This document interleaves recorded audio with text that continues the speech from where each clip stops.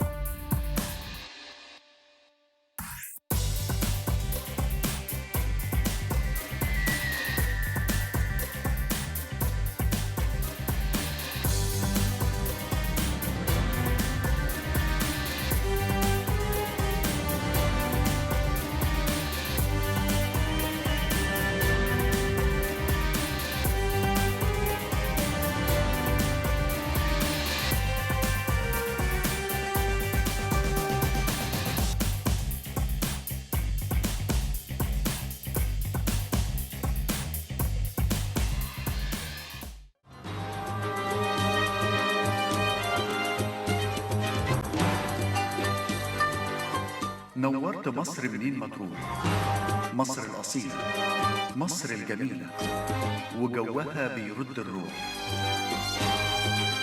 نورت مصر بلاد طيبة، مصر الهرم، أهل الكرم وقلبهم مليان طيبة. نورت مصر.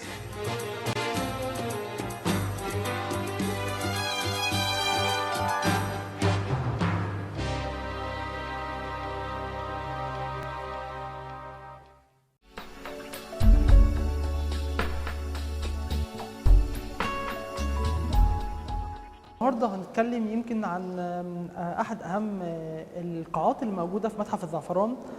طبعا المتحف بيضم اكتر من قاعه واكتر من كوليكشن، من اهمها قاعه التراث الرقمي والكوليكشن الخاصه بالاثار المصريه، وكمان كوليكشن الخاصه باثار عرب الحصن، منطقه عرب الحصن وحفائر جامعه عين شمس، والكوليكشن الاسلامي الخاصه بمجموعه المقتنيات الاسلاميه، بالاضافه كمان لقاعه مخطوطات البردي والعمله وقاعه مقتنيات جامعه عين شمس.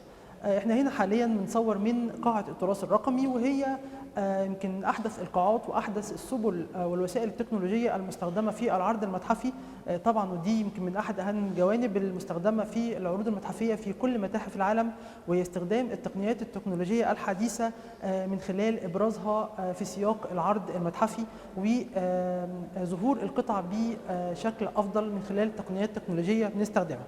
يمكن اهم القطع، اهم الجوانب التكنولوجيه المستخدمه في القاعه هنا هي الريكوجنيشن ابلكيشن، وهو تقنيه خاصه بالتعرف والترجمه، وده بيتم تطبيقها على برديه ابرس، ودي طبعا نموذج من برديه ابرس بترجع لعصر الملك امنحتب الاول فتره رؤوس ال 18، ودي من احد اهم البرديات الطبيه في مصر القديمه، لما تحويه من عقاقير ووصفات طبيه تعالج جميع الامراض. اللغة المكتوب بها البردية هي اللغة الهيراتيقية.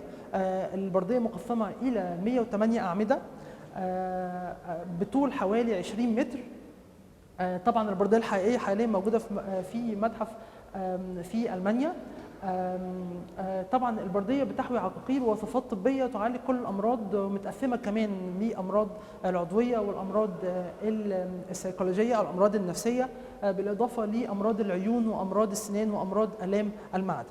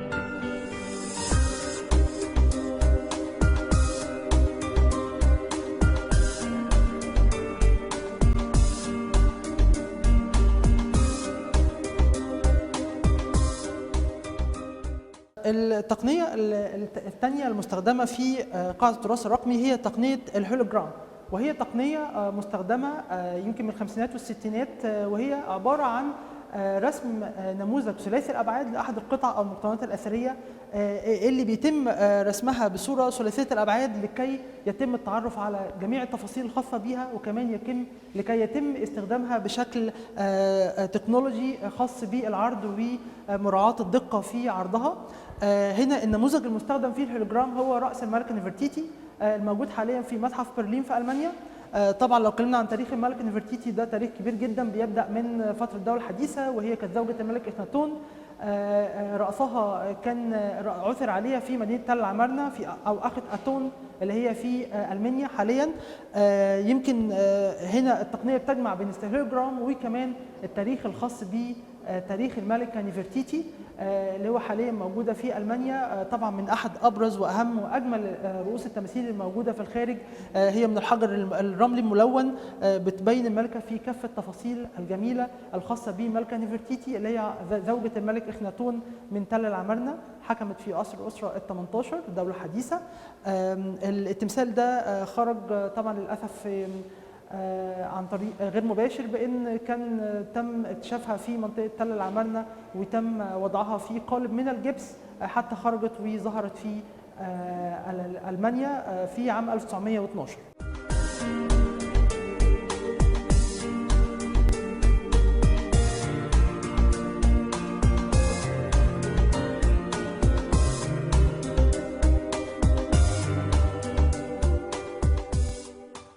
كمان ننتقل لجزء مهم جدا، وهي في قاعة التراث الرقمي في متحف زعفران، هي رسم صورة بانورامية أو إعادة تصور صورة بانورامية محيطية لجميع مشاهد جدران مقبرة الملك توت عنخ آمون، وبالأخص حجرة الدفن، وهي في الحقيقة نماذج ومشاهد رائعة جدا من داخل المقبرة تم تجميعها بصورة بانورامية ثلاثية الأبعاد كمان لكي يتم التعرف على كل المناظر المجسدة على مقابر أو مقبرة دفن الحجر الملك توت عنخ آمون. هي مناظر تجمع بين مناظر جنائزية وكمان مناظر طقسية، كمان مشاهد خاصة بكتابة الإيمي دوات أو ما وراء العالم الآخر. هنا يمكن يظهر أهم منظر فيها، يظهر أحد الكهنة أو يرتدي جلد الفهد يقوم بطقسة مهمة جدا لمومياء الملك توت عنخ آمون، الممثل هنا بالشكل الأوزيري، ودي اسمها طقسة فتح الفم. هو بالفعل هنا مستخدم أداة طقسة فتح الفم، والطقسة دي اللي بتيجي في نهاية مراحل عملية التحنيط الخاصة بالملك، وده لكي يتم إعادة تفعيل كل الحواس الحسية الخاصة بالملك حتى يتم استخدامها في العالم الآخر.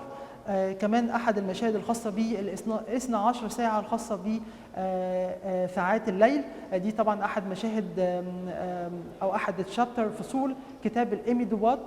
كمان هنا يمكن في آخر مشهد بنجد بعض الآلهة العالم الآخر يستقبلوا الملك توت عنخ آمون في بداية رحلته في العالم الآخر، ارتباطا طبعا بعقيدة البعث والخلود عند المصري القديم.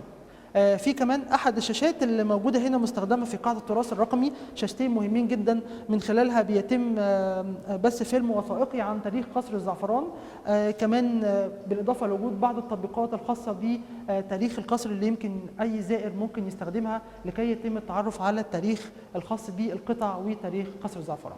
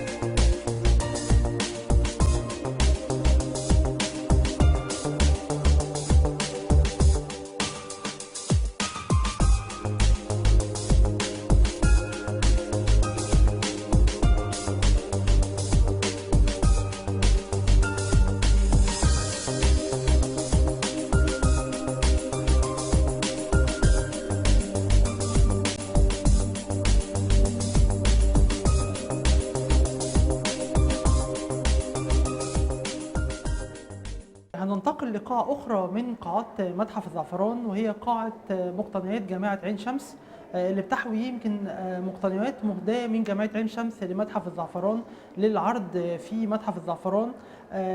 نجد أهمها بعض النماذج أو نماذج الشهادات المهداة لبعض الأفراد في فترة المملكة المصرية، يمكن أغلبها مؤرخ لعام 1930 1935. كمان دي نماذج في كل الكليات وفي كل التخصصات. نجد كمان نموذج من الرابعة الشريفة اللي موجود الجزء الرابع والعشرون من القرآن الكريم، وهو سور غافر وفصلت والزمر، مكتوبة فيه 32 ورقة مكتوبة بالمداد الأسود كلها باستثناء بعض بسم الله الرحمن الرحيم. لو انتقلنا كمان هنا نجد مجموعة مقتنيات خاصة بمجموعة من البردي والايقونات القبطيه، مجموعه من العملات البرونزيه والنحاسيه بتؤرخ لعصور مختلفه بالعصر الروماني والقرن الثالث الهجري. اهمها 3 برديات بتؤرخ من القرن التاسع الميلادي والثالث الهجري. كمان عندنا مخطوط اسمه فوائد الموائد، وكل ده يرجع ليه الاسره العلويه. عندنا كمان برديات يونانيه مكتوب بالخط الهرطيقي. بعض العملات البرونزيه والنحاسيه اللي بترجع للعصر الروماني. نجد كمان الايقونات ترجع للفتره القبطيه، تسجل او مصور عليها احد الرهبان وهو بيحمل السيد المسيح. طبعا الايقونات القبطيه دي كان احد الفنون اللي ظهرت في العصر القبطي، اللي بيبدا يجسد فيها الشخص بعض امثله من التضرع والدعاء للاله.